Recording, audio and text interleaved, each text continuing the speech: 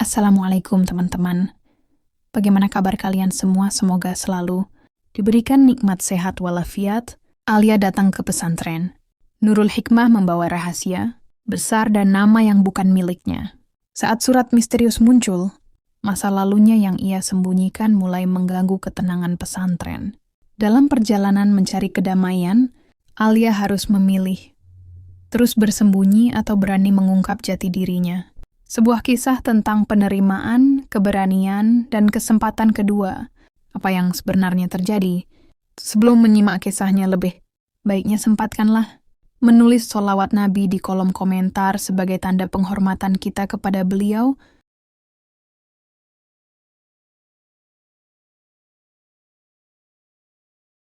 Alia datang ke pesantren Nurul Hikmah, membawa rahasia besar dan nama yang bukan miliknya.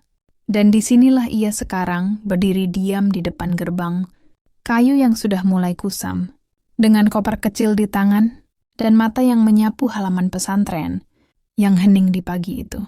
Angin pegunungan membelai jilbab biru tuanya. Suasana pesantren begitu berbeda dari dunia yang dulu ia kenal. Tidak ada suara klakson, tidak ada sorotan kamera, hanya suara daun yang saling bersentuhan dan gema lantunan. Ayat Al-Quran dari masjid kecil di ujung halaman. "Masuklah," kata seorang pria tua berjubah cokelat, suaranya rendah namun tenang. "Mulai hari ini, tempat ini rumahmu." Alia menunduk dan mengangguk pelan. Ia menyebut dirinya Alia, karena itu nama yang terasa cukup jauh dari siapa dirinya dulu. Nama yang ia pilih sendiri, nama yang tak akan dicari siapapun. Pesantren Nurul Hikmah berdiri di kaki bukit, dengan bangunan sederhana, namun aura ketenangannya begitu kuat. Santri-santri berlalu lalang dengan senyum ramah. Beberapa memandang Alia dengan penasaran, tapi tak satu pun yang bertanya macam-macam. Di asrama putri, ia diperkenalkan kepada Nadira, santriwati. Ceria yang kemudian menjadi teman sekamarnya. "Namamu siapa?" tanya Nadira sambil tersenyum lebar. "Alia," jawabnya singkat tanpa menoleh. "Kamu dari mana?" Alia hanya tersenyum tipis. "Dari tempat yang jauh."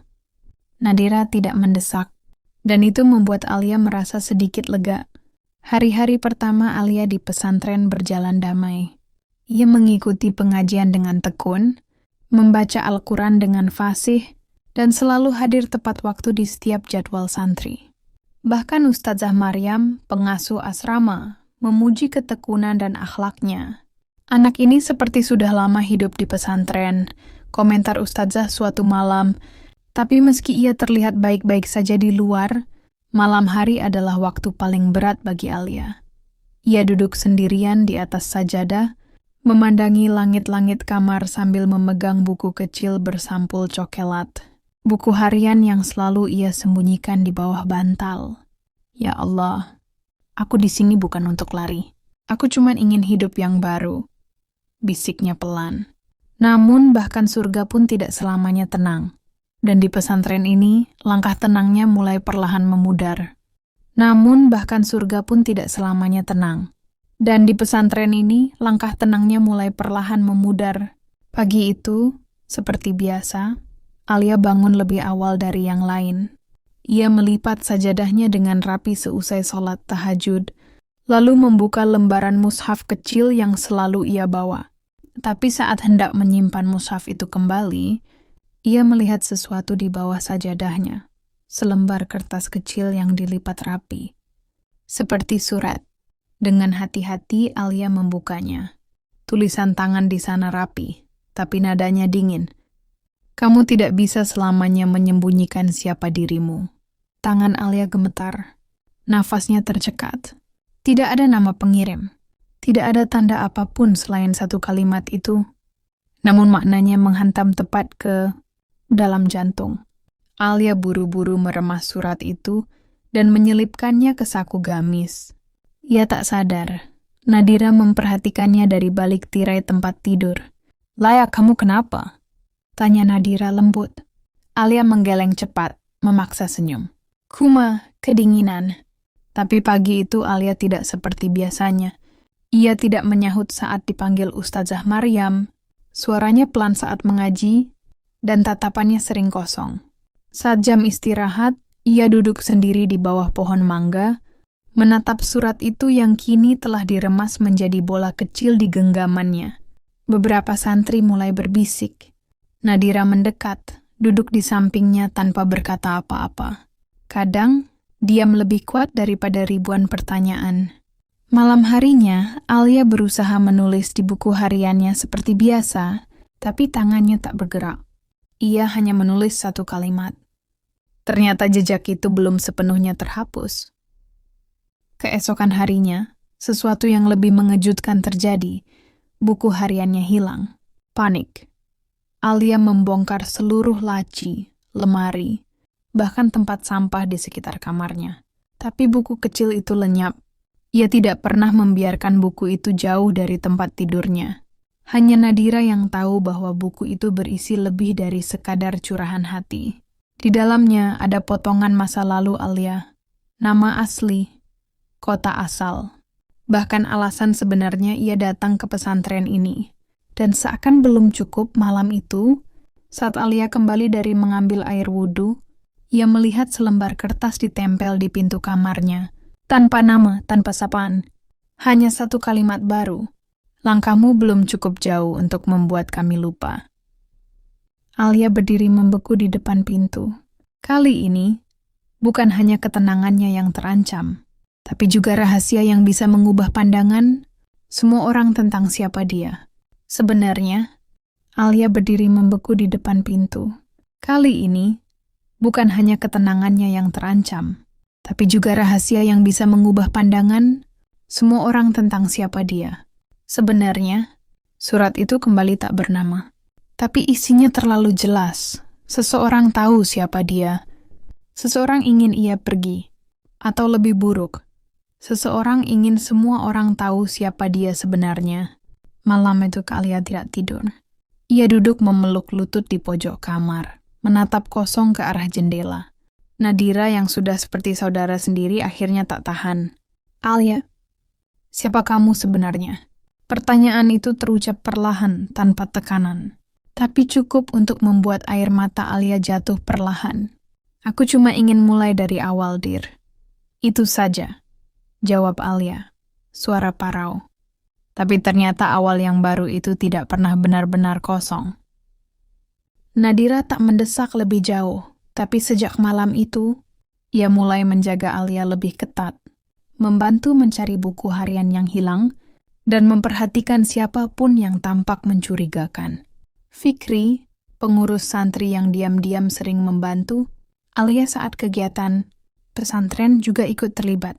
Fikri mulai menyelidiki surat-surat misterius itu. Ia menemukan bahwa kertasnya identik dengan lembaran tugas catatan asrama. Hanya beberapa orang yang bisa mengaksesnya. Dan tulisan tangan itu mirip dengan salah satu pengurus asrama bagian logistik. Tapi sebelum kebenaran bisa diungkap, kabar mulai menyebar. Alia itu bukan nama aslinya. Isu itu menyebar seperti angin dingin yang menyusup diam-diam. Santri mulai berbisik, menatap Alia dengan tatapan campur aduk. Penasaran, curiga, dan sebagian takut. Alia merasa terpojok. Ia tak punya keluarga di sini.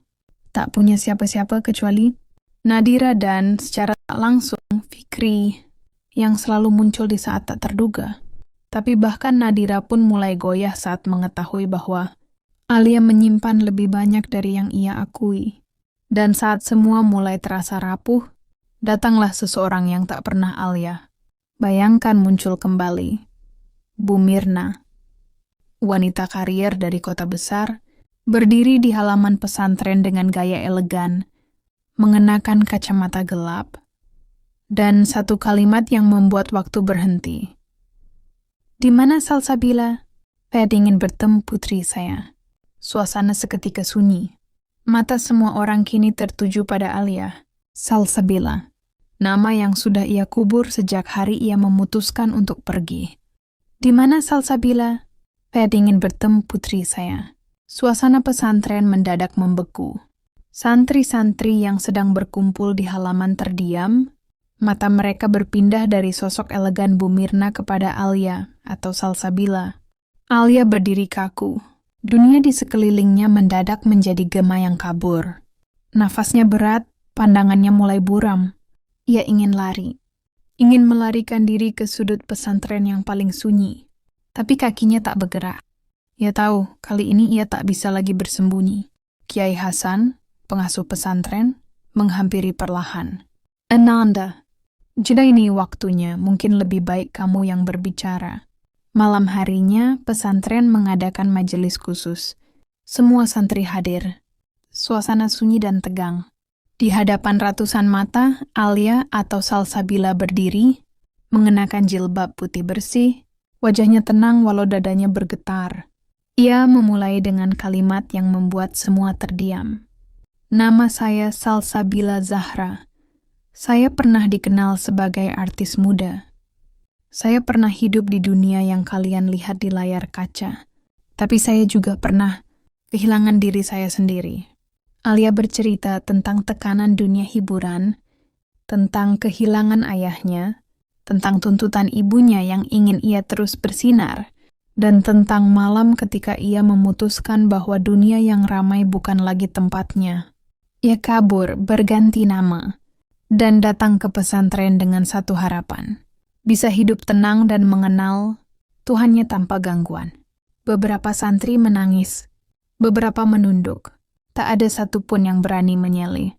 Saya tidak minta dimengerti, ujar Alia, suaranya nyaris pecah. Tapi saya mohon, beri saya kesempatan menjadi bagian dari tempat ini. Bu Mirna berdiri dari bangkunya, wajahnya tampak ragu. Tapi ketika ia melihat mata anaknya, mata yang tak lagi dipenuhi ambisi, melainkan ketenangan yang tak pernah ia lihat sebelumnya. Ia akhirnya mengangguk, pelan. Kamu tidak lagi Salsabila, tapi kamu adalah anakku, katanya dengan suara gemetar. Kiai Hasan menutup majelis malam itu dengan doa panjang. Dan setelah semua selesai, Nadira memeluk Alia dengan erat. Kamu tetap Alia buatku, bahkan setelah tahu semuanya. Alia menangis dalam pelukan Nadira. Untuk pertama kalinya, ia tidak menangis karena takut, tapi karena lega. Untuk pertama kalinya sejak tiba di pesantren Nurul Hikmah, Alia merasa utuh, tak lagi bersembunyi, tak lagi memakai nama sebagai tameng, tapi sebagai jati diri yang baru. Hari-hari berikutnya berjalan dalam suasana yang berbeda. Santri-santri mulai memahami bahwa di balik sosok Alia yang pendiam dan santun, ada seseorang yang telah melewati badai hidup yang besar dan memilih untuk berubah. Nadira tetap menjadi sahabat setianya. Fikri, yang selama ini diam-diam membantu, mulai menunjukkan rasa hormat yang dalam pada keberanian. Alia, bahkan beberapa santri yang dulu ragu, kini justru menjadikan Alia panutan. Tidak karena masa lalunya, tapi karena keteguhan hatinya. Bu Mirna tak langsung membawa Alia kembali. Ia hanya datang sesekali, duduk bersama Kiai Hasan, dan mulai belajar menerima bahwa anaknya tak perlu menjadi seperti yang ia bayangkan dulu.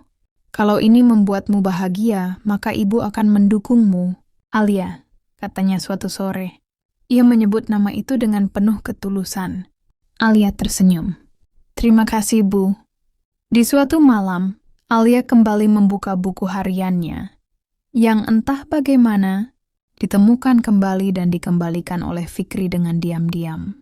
Ia menulis, "Kini aku tahu, bukan nama yang membuatku berarti, tapi siapa aku saat ini dan siapa yang bersamaku. Aku tak lagi berlari. Aku memilih untuk tinggal. Dan ya, aku tetap Alia." Lantunan ayat Al-Quran dari masjid kembali menggema. Pesantren Nurul Hikmah tetap sunyi, tetap tenang, tapi bagi Alia, tempat ini bukan lagi tempat pelarian. Ini adalah rumah.